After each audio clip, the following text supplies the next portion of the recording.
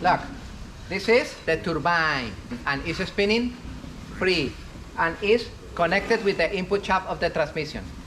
And this element in the middle have this element. This element in the middle is in between the turbine. The turbine is free. The turbine is free. This is the housing. The housing is bolted with the flywheel. The turbine is free. This element, the stator, and this is the pump. Okay, the pump is together with the housing. The turbine in the middle is free, is together with the input shaft of the transmission. And the element in between both of them, this element, help.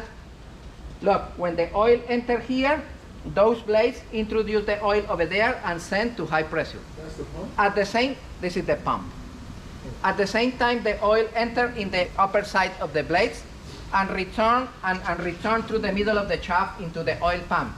This is the element that help with the movement of the oil to enter in the blades and return into the oil pan in both in the pump or in the turbine, in both sides.